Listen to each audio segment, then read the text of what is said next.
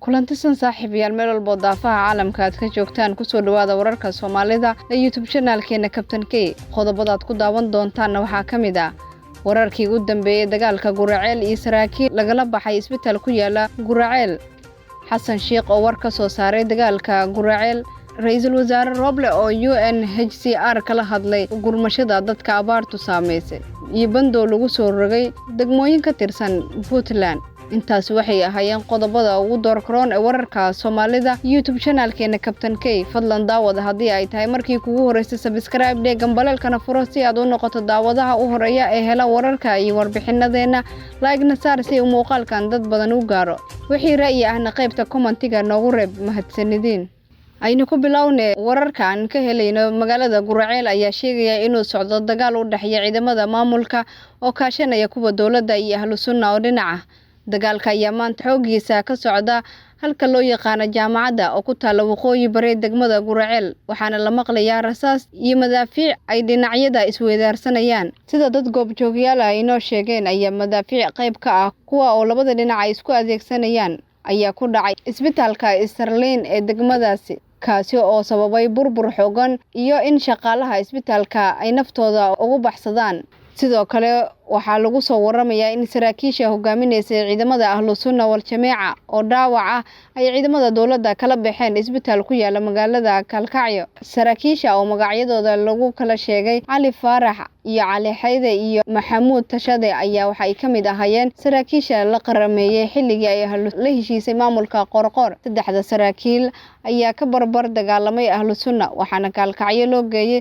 si loogu dabiibo xaaladooda caafimaad dagaalka oo ilaa iyo hadda socda ayaa waxaa ka dhashay khasaare badan oo kala duwan ilaa iyo hadda si rasmi ah looma xaqiijin karo maadaama ay tahay xaaladda mid adag oo kacsan Guraceel oo ah magaalo ganacsi ayaa xudun u noqotay xiisada ka taagan gobolka Galgaduud ee u dhaxeeya ahlu sunna wal jameeca iyo dawlad goboleedka Galmudug waxaana ka barakacay kumanaan shacab ah dhinaca kalena Sheekh Maxamed Shaakir ayaa loo qabtay inuu saacado uga baxo degmada Guraceel xaaladda magaalada Guraceel ayaa wali kacsan waxaana saaka dib u qarxay dagaal culus oo u dhax ciidanka Galmudug oo kaashanaya kuwa dawladda iyo xoogagga ahlu sunna wal jameeca oo dhinaca wararka ayaa waxay sheegayaan in dagaalka xoogiisa uu saaka ka dhacay dhanka iyo jaamacadaha sidoo kale waxaa lagu soo waramayaa in dagaalkana ay barbar socotay duqeyn xooggan oo lala beegsaday xaafadaha ay ku sugan yihiin xoogagga ahlu sunna wal jameeca dhinaca kale warbaahinta dawladda ayaa shaacisay in ciidamada dawladda iyo ay aqbaleen in fursad la siiyo hoggaanka ahlu sunna iyo ciidamadooda si ay uga baxaan gudaha Guraceel isla markaana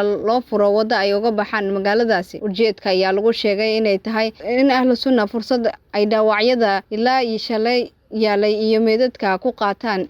sidoo kale wararka ayaa intaasi ku daraya in loo qabtay 2 saacadood oo kaliya Sheekh Maxamed Shaakir inuu uga baxo magaalada Guraceel ee gobolka Galgaduud Guraceel ayaa waxaa saacadii la soo dhaafay ka dhacay dagaalo culus oo lagu hoobtay kuwaas oo geystay khasaare kala duwan oo iskugu jira dhimasho iyo dhaawac intaba dhinaca kale madaxweynihii hore ee Soomaaliya Xasan Sheekh Maxamuud ayaa ka hadlay dagaalka ka socda magaalada Guraceel ee gobolka Galgaduud isagoo baaq degdeg ah u diray madaxda Galmudug iyo hoggaanka sare ee ahlu sunna Xasan Sheekh Maxamuud oo war qoraal ah soo dhigay bartiisa Facebook ayaa labada dhinac ka dalbaday inay si shuruud la'aan ah u joojiyaan dagaalka haatan ka socda Guraceel sidoo kale wuxuu ku taliyay in xiisada siyaasadeed ee u dhaxaysa labada dhinac lagu dhameeyo miiska wada hadalka si loo qaboojiyo colaadda ka soo cusboonaatay Galmudug hadalka Xasan Sheekh Maxamuud ayaa ku soo aadaya iyadoo ay haatan dagaal u dhaxeeya labada dhinac uu ka socdo waqooyiga Guraceel kaasoo geystay khasaare kala duwan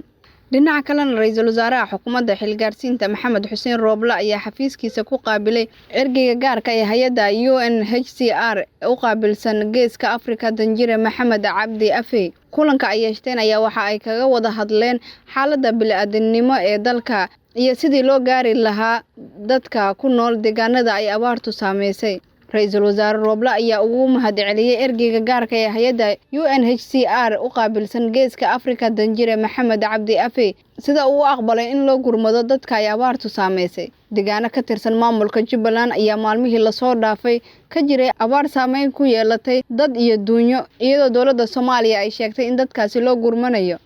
dhinaca kalena bandow ayaa lagu soo rogay degmooyin ka tirsan Puntland. taliyaha qaybta booliska gobolka Bari Xuseen Cali Maxamuud ayaa ugu baaqay ciidamada booliska gobolka Bari inay ku sugnaadaan goobahooda shaqo isla markaana laga reebo ciidamada ku jira xaqiijinta ammaanka gobolka isla markaana ay gutaan waajibaadkooda shaqo ee loo igmaday iyagoo u dhimrinaya shacabka. taliye Xuseen ayaa sidoo kale sheegay in la xiri doono isku socodka dadka iyo gaadiidka 24 saac laga bilaabo 6 maqribnimo ee caawa dhammaan degmooyinka gobolka Bari waxa uu bulshada faray inay qaataan awaamiirta 25kan bisha oo bari ku beegan ayaa la qorsheenayaa in saddexda degmo ee kala ah Qardho, Eyl iyo Ufeyni inay ka dhacaan doorashooyinka golaha deegaanka ee qof iyo cod waxaana socda diyaar garowgii u dambeeyay. ciidamada nabad sugidda iyo sirdoonka qaranka degmada Balad Xaawe ayaa howlgallo lagu xaqiijinayo ammaanka waxa ay ka sameeyeen qaar ka mid ah deegaanada hoos yimaada degmada Balad Xaawe. howlgalkan ayaa si gaar ah waxa loogu fuliyay deegaanada Kamoro, Tawsiile,